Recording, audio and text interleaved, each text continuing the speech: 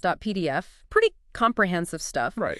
And our mission today is really to boil it down, pull out the absolute essential, the actionable bits. So you can actually understand how it works. Yeah, whether you're totally new to this or maybe you've dabbled a bit and want to, sharpen things up, we want to cut through the noise. Okay, let's do it. Chapter 1 in the guide Yeah.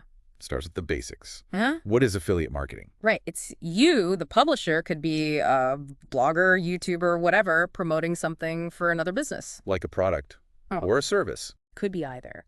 Or even just driving traffic to their website. And when your audience does something, like buy the product. You get rewarded, like a digital finder's fee, kind of. That's a really good way to think about it, yeah. A digital referral partner. You put special links in your content. And those links track everything. Exactly. Someone clicks, goes to the seller, makes a purchase. Bam, commission triggered. Can you give us a couple of real-world examples? Make it concrete. Sure. Think about maybe a food blogger. They review a fancy new blender. Okay. They put their affiliate link in the review. A reader clicks, buys the blender. The blogger gets, say, 5% of that sale. Right. Or maybe a gardening channel on YouTube. They might talk about some cool new pruning shears. Instead of a percentage, maybe they get a fixed amount, like $2 for everyone who signs up for the company's email newsletter through their link. So it's not always about a direct sale, then? Yep.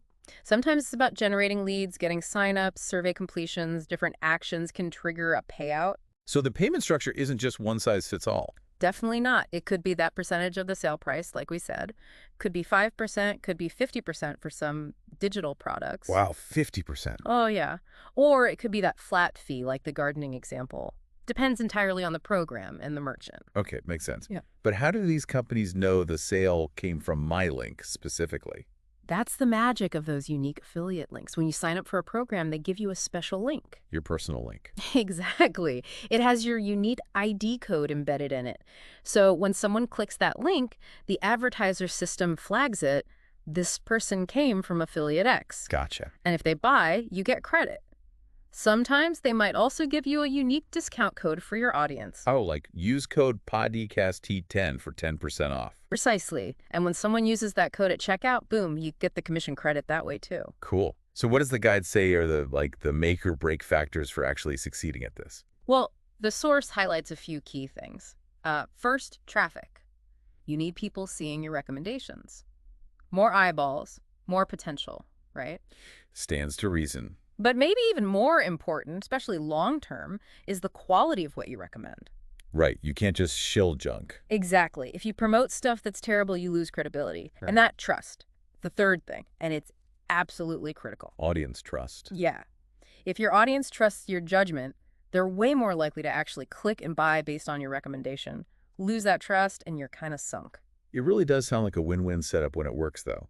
The publisher, you, can earn money, maybe even passively over time. Right, potentially around the clock. And the advertiser, the business, they only pay when they actually get a result, a sale, a lead, whatever. Exactly. They're not just throwing money at ads hoping something sticks. It's performance-based, which leads us nicely into Chapter 2. Why even bother? What are the upsides? Yeah, sell me on it. Why should someone consider this? Okay, well, big one first. No product creation costs for you, the affiliate. Huge. No inventing, no manufacturing. No inventory headaches, none of that. That's all on the merchant. That alone removes a massive barrier. Totally. And the setup costs, super low. You probably already have what you need, a computer, internet. That's basically it to start. And joining programs is usually free. Generally, yeah. No big fees or licenses needed just to sign up for most affiliate programs. And I bet there's a ton of different stuff you could promote. Oh, endless variety. Almost any niche you can think of, there are products and services with affiliate programs attached. Plus, you don't handle the actual sale. No payment processing, no packing boxes, no shipping. Just focus on the recommending part. Exactly. Getting the word out, which means flexibility. Worked from anywhere. Pretty much. Home, coffee shop, beach, as long as you've got internet.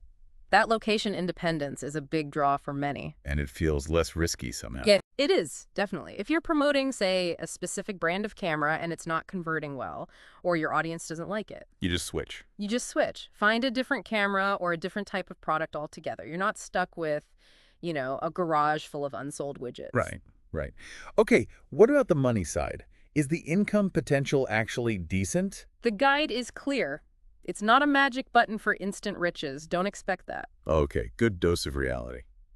But yes, the potential for significant income is definitely there. It just depends on your effort, how much quality traffic you can generate, and how good your promotion strategies are. So effort in equals results out, basically. Largely, yes. Consistent effort pays off. All right, that makes sense. Yeah. So we know what it is, why it's appealing. Chapter 3 gets into the nitty-gritty, right? How it actually works day to day. Yeah, this part kind of demystifies it, shows how it's simpler in many ways than like building your own whole e-commerce thing from scratch. Because your main job is. Promotion. Driving targeted traffic people who are likely interested to the merchant's product or offer, that's your core function as an affiliate. Does the company you're promoting help you with that promotion? The guide mentioned resources. Often, yeah. They might give you stuff like product descriptions, nice images, maybe even pre-written email swipes or banner ads. Okay. But, and this is important, the guide really emphasizes, and Chapter 6 dives deeper into this, that creating your own authentic content, like your personal take or review, usually works way better. Builds more trust, probably. Exactly. And the other crucial bit is that the merchant handles all the money stuff. Payment gateways, processing credit cards, that's their problem, not yours. Phew. Okay, so let's break down the components from Chapter 3. First up, finding stuff to promote. What you offer. Where do you even look? Good question. The guide suggests starting simple.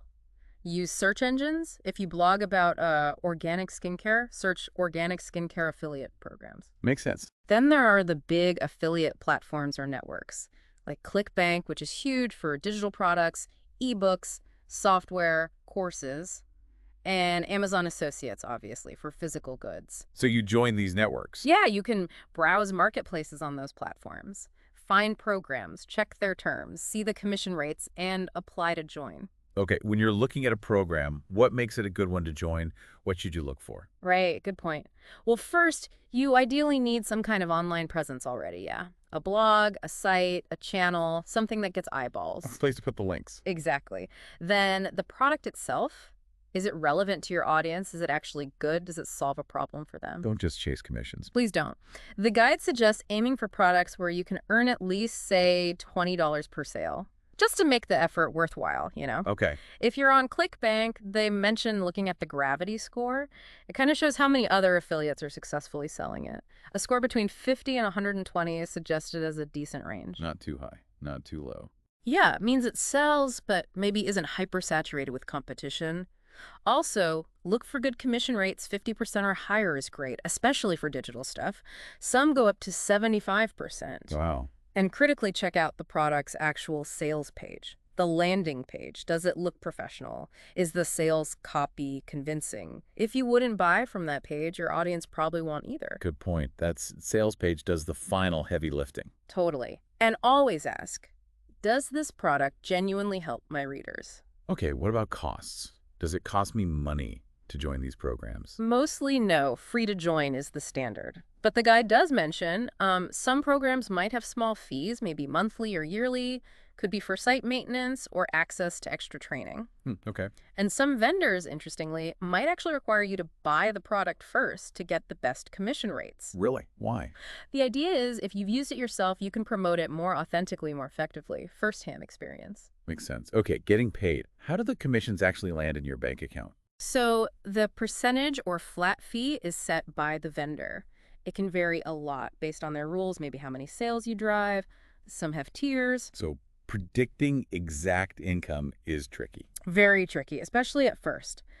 As for how you get paid, different vendors offer different methods. Check, PayPal, direct deposit are common. Some even use faster options like FedEx for checks. And when do they pay? That varies too. Could be weekly, monthly, quarterly sometimes. And often there's a minimum payout threshold, like you need to earn at least $50 or $100 before they'll send the payment. Right. They don't want to send tiny checks all the time. Exactly. Saves on admin. Tracking all these clicks and sales. How is that handled? Seems complex. It's all about that unique affiliate ID we mentioned. It gets baked into your special tracking links, your URLs. Like the examples in the guide. Let's go decawcrazy.com/zigzag. Yeah, or zigzag.letsgodecawcrazy.com. The zigzag part is your unique ID. When someone clicks that specific URL, the system knows. Any resulting action, like a sale, gets credited to your affiliate account. It's all automated tracking. Okay, that seems manageable. So someone's ready, they want to sign up for a program. What's that process usually like? First, you do your homework. Find a program that fits your niche, looks reputable, good terms. Research first. Always. Then you go to the company's website, look for a link that says affiliates or partners or join us, something like that. Hmm. Read their terms and conditions carefully. Check the products, the commissions. If it all looks good, there's usually an online application form. Standard stuff. Name, address. Yeah, name, address, email, how you want to get paid. And crucially, they'll likely ask for your social security number or tax ID. Your taxes, right. Exactly. If you earn over a certain amount, usually $600 in the US, they need to send you a 1099 tax form. Okay. So they need that info up front. Got it. Okay, Chapter 3 also briefly touched on marketing methods. Yeah. Just starting out, what were those again? Yeah, some initial ideas, writing blog posts about the product, weaving your link in naturally. Content marketing. Right. Making videos, demos, reviews, writing articles for other sites maybe with your link. Using social media, Facebook, Twitter, Pinterest, whatever fits your niche to share your link and recommendation. And solo ads? What was that? Solo ads. That's where you pay someone who already has a big relevant email list Okay. to send out an email you wrote promoting your affiliate offer to their list. It's a way to kind of jumpstart traffic, but you have to pay for it. Interesting. Okay, Chapter 4 moves to getting started. Yeah. The first real steps. What are they? Number one, absolutely crucial. Choose your niche, your topic area. Something you like or know about. Ideally, yeah. Something you have some interest in or experience with, or something you're willing to learn a lot about. Makes it easier to create content. But remember, you can always pivot later if it's not working out. Good to know you're not locked in forever. Definitely not. Find a market with enough interest and products people are actually buying. Then, step 2, find good affiliate programs within that niche. Focusing on quality products again. Yes, quality products that actually fit your audience's needs. Don't just grab the highest commission offer if the product is junk or irrelevant. Makes sense. And step 3. Plan your promotion strategy. Who are you trying to reach? What do they care about?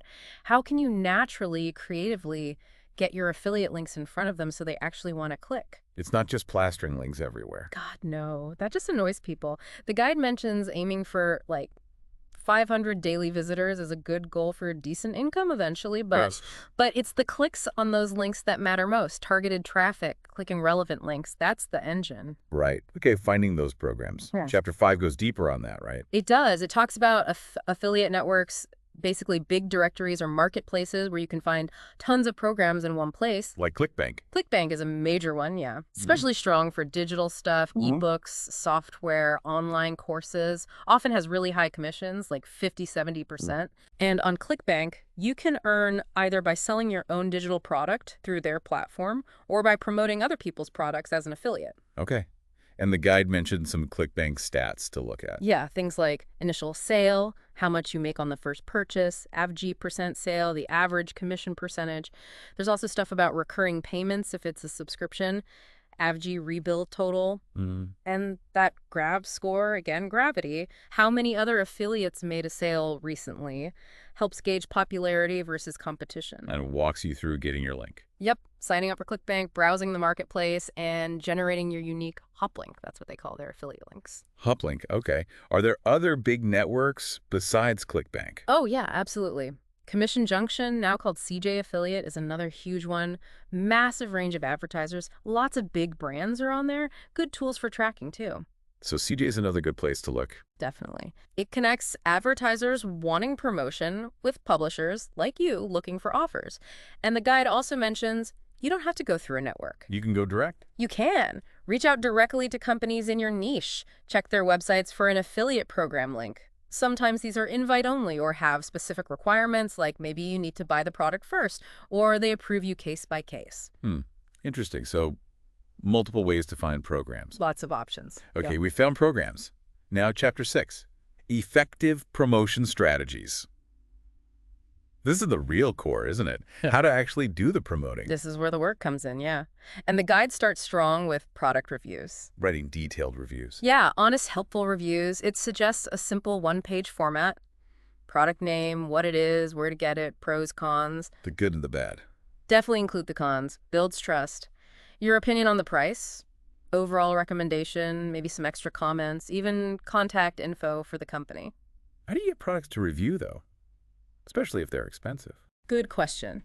The guide suggests a few things. One is blog review networks, sites like Sponsored Reviews, Pricey, Mom Select. Companies offer products through them for review. Do you always get stuff relevant to your niche? Not always, that's the caveat, but it can be good practice, helps build your portfolio and audience, even if the product isn't a perfect fit. Another way is just ask. Ask the company directly. Yeah, especially if you have an established site or following. Politely reach out, explain who you are and your audience, and ask if they provide review samples. The key is always focus on products you genuinely think are good and relevant. Authenticity again. Always, it shines through. The guide also talked up video tutorials. Why are those so effective? Because showing is often better than telling, right?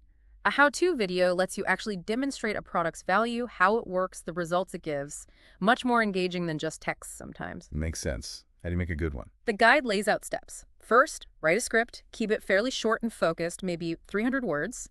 Yeah. Then, plan out a simple demo or simulation. Record the screen action or the physical demo, and record your voiceover narration doing audio separately often gives much better quality. Cook up there. Then edit. Cut out ums and ahs, maybe add some text callouts pointing to key things on screen, a title slide. Polish it up. Right. Export as an MP4, upload it. YouTube is great HD quality, plus it generates automatic captions, which is good for accessibility and even SEO. Smart. Oh. Okay, besides reviews and videos, what else? Promoting on your own site. Yeah, just integrating recommendations naturally into your regular high-quality content. The focus is always on providing value first, build trust with great info like those tutorials, and then the recommendations feel more natural, less salesy. And social media. Obviously, that's huge. Huge potential reach, yeah. Yeah. The guide talks about sharing links and posts, sure, but also building community, fan pages, interactive groups, asking for feedback. Making it social. Exactly. It's not just a broadcast channel. Build relationships. Make it easy for people to share your content too. Add those social sharing buttons to your blog. And write blog posts that grab attention, are informative, and genuinely help people. So value, value, value. That's the recurring theme. What about email lists? The guide seemed keen on those. Very keen. Calls it an often underutilized asset. Your email list is your traffic, your direct line to your audience. You own that relationship, unlike with social media algorithms. Good point. How do you use it effectively for affiliate stuff? Key things. Be original. Don't just paste in the company's generic email copy. Write in your own voice. Personal touch. Yes. Show you actually know the product. Write honest reviews, maybe use a rating system, and don't just bombard people with links. Maybe use nice graphical banners sometimes, make it visually appealing. Mix value emails with promotional ones. Balance. Balance is key. Okay, that covers promotion. Chapter 7, the last main one, is about creating the website itself, your home base. Right, the successful affiliate website. And the core message here is give customers, your audience, what they actually want. Which is? Number 1, quality content. Again, revolutionary info, solid advice, useful resources. Write for your readers first, not just search engines. Do your research, be accurate, deliver what your headlines promise. No clickbait disappointment. Please no. Second, a good design. Neat, attractive, easy to navigate. First impressions count online.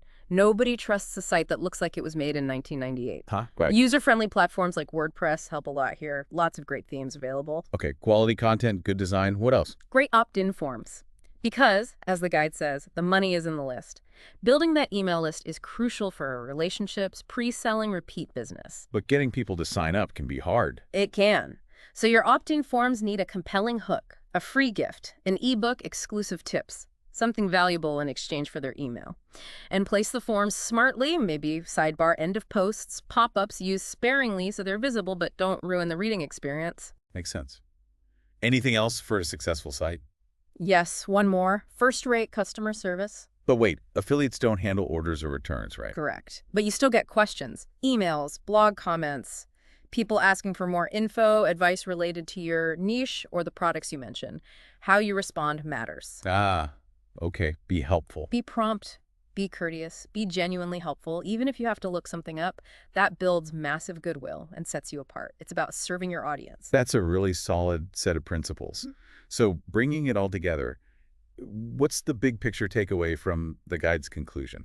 The conclusion really hammers home that affiliate marketing is a totally viable business, potentially very profitable if you do it right. It takes strategy, consistent effort, especially in promotion. Not overnight success. Definitely not. Building that audience, that email list, that trust, it takes time. Patience is essential. You need to be genuinely involved, passionate even, about your niche and about helping your readers solve their problems. And picking products you actually believe in. That comes up again, yeah. Promote stuff you'd use yourself or confidently recommend to a friend. It makes your marketing way more effective and, frankly, more ethical. So what's a final thought for people listening, drawing from that conclusion? Well, the guide ends with a fundamental truth. Without customers, you have no business. Simple, but profound for affiliates. Meaning? It means two things, really. One, you constantly need to promote effectively to get that audience, those potential customers, seeing your offer. Try to bring people in the door. Right. And two, you absolutely need to treat those people well, provide value, build trust, nurture that relationship. That's how you keep them coming back and build a sustainable business. Attract and nurture. Exactly. So the final question for you, the listener, to chew on is this. Thinking about those two sides, attracting an audience and then taking care of them, what are maybe one or two concrete first steps you could take right now to start building and nurturing your potential customer base in affiliate marketing?